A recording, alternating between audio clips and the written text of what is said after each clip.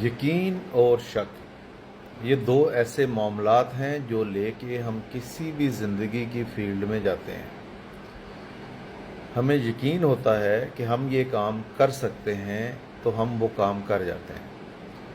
ہمیں شک ہوتا ہے کہ پتہ نہیں ہم یہ دریا پار کر پائیں گے یا نہیں کر پائیں گے اور ہم ڈوب جاتے ہیں۔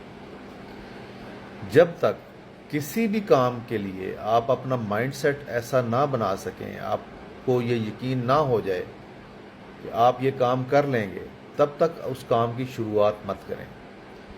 آپ کے ذہن میں جب لرننگ کر رہے ہیں، آپ کے ذہن میں وسوسے آتے رہیں گے، پتہ نہیں میں کامیاب ہوں گا یا نہیں ہوں گا، پتہ نہیں مجھ سے سیکھا جائے گا یا نہیں جائے گا، اور بڑی جلدی آپ ذہنی طور پہ اس کام کو ہار کے کوئی بہانہ ڈھونڈ لیں گے اپنے آپ کو سیو کرنے کا۔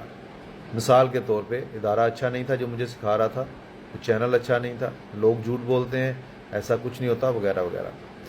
اور اس میں صرف آپ ایسے نہیں ہیں جو شکوک میں پڑے ہوئے ہیں، بہت سارے لوگ ایسے ہیں جو مجھ سے رابطہ کرتے ہیں اور ان کا پہلا سوال یہ ہوتا ہے ہمیں سچ سچ بتائیں کہ کیا واقعی اس سے پیسے کمائے جا سکتے ہیں۔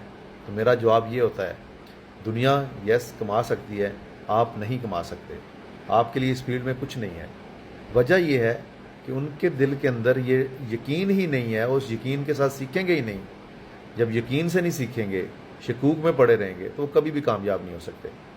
تو ہمیشہ یاد رکھیے گا جب بھی کسی رستے پہ چلتے ہیں، چلنے سے پہلے جتنا مرضی اس کے اوپر انالائز کر لیں، جب چل پڑے اس رستے کے اوپر تو جب تک آپ منزل پہ نہیں پہنچتے، آپ نے کسی جگہ پہ رستے میں رکنا نہیں ہے، آپ نے کسی شک و شبے میں نہیں پڑنا کہ پتہ نہیں آگے چل کے میں منزل پہ پہنچوں گا یا نہیں پہنچوں گا۔ اگر آپ شک و شبے میں ہیں تو آپ کبھی بھی نہیں پہنچ پائیں گے۔